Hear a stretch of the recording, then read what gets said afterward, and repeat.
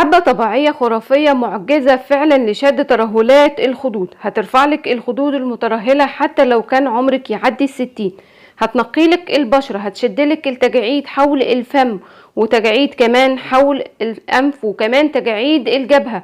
غير كده كمان هترفعلك الجفون من خلال شد تجاعيد الجبهة بصورة ملحوظة جدا، وهتديكي نتيجة هايلة جدا في تصفية وتبييض البشرة وعلاج التجاعيد. نبدأ على بركة الله في وصفتنا ونشوف مكوناتها هي ايه. ورحمة الله وبركاته. اهلا وسهلا بكم احبابي في قناتكم جمال المرأة العربية للوصفات الطبيعية. وصفتنا النهاردة ممتازة جدا بامر الله، وهتفيدك في شد التجاعيد بصورة ملحوظة وتخلص من مشاكل كتيرة جدا في البشرة باذن الله. من الاستخدام التاني او التالت لوصفتنا النهاردة فعلا هتلاقي نتيجة جبارة انت بنفسك مش هتصدقيها.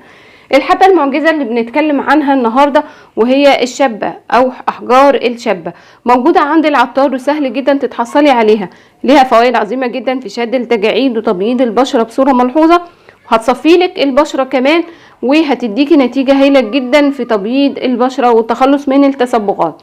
بنبدأ نجيب احجار الشبة بالشكل ده من عند العطار، وبنبدأ نطحنها طحن ناعم جدا. يفضل طبعا ان احنا نهرسها الاول في المهراس، وبعد كده نطحنها بالكبة. هنبدأ ناخد اول مكون معانا في وصفتنا النهاردة، وهو معلقة كبيرة من مكون حلو جدا لتبييض البشرة وشد التجاعيد بصورة ملحوظة وتخلص من البقع الغامقة. وهو معانا معلقة كبيرة من النشا او الميزنة او الكورن فلاور بالشكل ده، فيما يعادل معلقتين صغيرين من النشا. النشا طبعا ليه فوائد عظيمة جدا للبشرة، ومفيد في علاج مشاكل كتيرة جدا في بشرة الوجه. هناخد عليهم بالظبط مقدار صغير جدا من الشبة المطحونة. الشبة مفيدة جدا للبشرة زي ما بقول، بس اهم حاجة نستخدمها بمقادير متساوية زي ما بقول بالظبط في الفيديو، وفي نفس الوقت بنفس الطريقة اللي انا هعملها علشان خاطر تفيد بشرتكم مش تضرها. حبايب قلبي، زي ما انتم ملاحظين قدامكم انا اخدت ربع معلقة صغيرة جدا من الشبة المطحونة اهو، يا دوب هي ربع معلقة صغيرة، مش اكتر من كده ومش محتاجة اكتر من كده من الشبة. تمام. ببدأ اخلط المكونات الجافة مع بعضها، النشا مع الشبة المطحونة، معايا بودر، وباخد عليهم مكون تاني من المكونات الممتازة جدا في تبييض البشرة، وهو الحليب البودر. الحليب البودر رائع جدا طبعا في تصفية البشرة وتبييض البشرة بصورة ملحوظة. طبعا لو مش موجود عندك ممكن نستخدم الحليب السائل، بس انا بفضل طبعا الحليب البودر.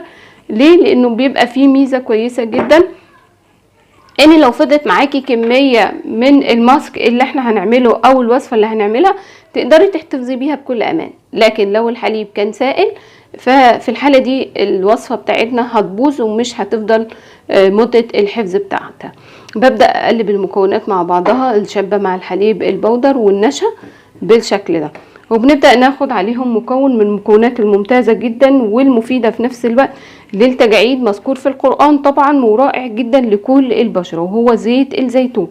يفضل طبعا ولازم يكون من العصرة الأولى، وزيت زيتون يكون بكر علشان خاطر يفيد بشرتكم. ببدأ اخد معلقة كبيرة من زيت الزيتون بالشكل ده اهو، هو طبعا مناسب لجميع انواع البشرة، فبالتالي هيفيدكم جدا في وصفتنا النهاردة. محتاجة معلقة كبيرة بالشكل ده من زيت الزيتون، وببدأ اقلب المكونات كلها مع بعضها او اخلط المكونات مع بعضها، زيت الزيتون مع باقي مكونات الوصفة اهو بالشكل ده زي ما انتم ملاحظين قدامكم بالظبط. بحاول اجمع المكونات كلها مع بعضها لحد ما اتحصل على قوام يكون لين وفي نفس الوقت سهل. ان انا اخر مكون معايا في وصفتنا النهاردة وهو زيت شجرة الشاي. زيت شجرة الشاي من الحاجات الممتازة جدا والمفيدة في تغذية البشرة وشد التجاعيد بصورة ملحوظة جدا.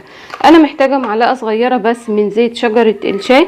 طبعا ممتاز جدا لو في اثار لحب الشباب بيخلصنا منها تماما، اثار للتصبغات برضو بيخلصنا منها تماما بامر الله. ببدأ اخلط المكونات تاني مع بعضها واجمد كل المكونات مع بعضها كويس جدا اهو بالشكل ده.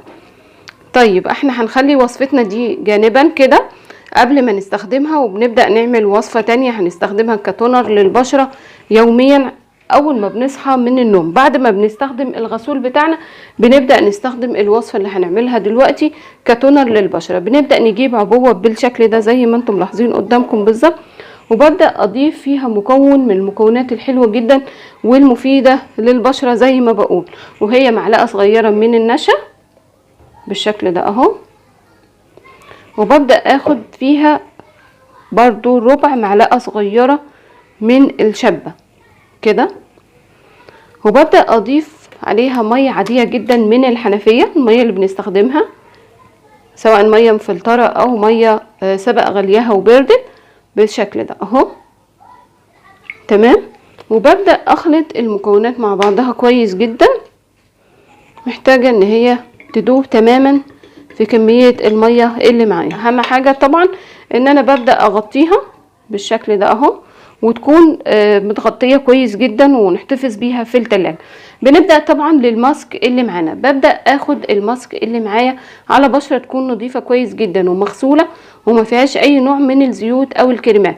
طبعا تنبيه مهم جدا ان احنا نستخدم الوصفة دي اثناء فترة الميل او اثناء فترة المساء، مش هينفع نستخدمها اثناء فترة النهار او وقت طلوع الشمس، علشان خاطر هتديكم نتيجة عكسية لاحتوائها على زيت الزيتون لانه بيتأكسد في الشمس. تمام. ببدأ على بشرة نظيفة بفرد الوصفة اللي معايا كلها على الرقبة وعلى منطقة الوجه، منطقة عظمة العين، وبسيبها لمدة 15 دقيقة مش اكتر من كده.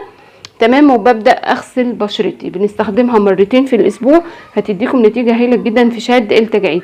وبتمنى فعلا منكم انكم وقت ما بتستخدموا الوصفة تعملوا تدليك للبشرة، تدليك بحركات دائرية بالشكل ده. وليكن ان احنا مثلا دول الحاجبين، بنبدأ ناخد على الجبين حرف تي من فوق يمين وشمال، وعلى الخدود بناخد من جوه لبره بالشكل ده، وعلى منطقة العين طبطبة حول العين، وعلى الرقبة من تحت لفوق بالشكل ده زي ما انتوا شايفين.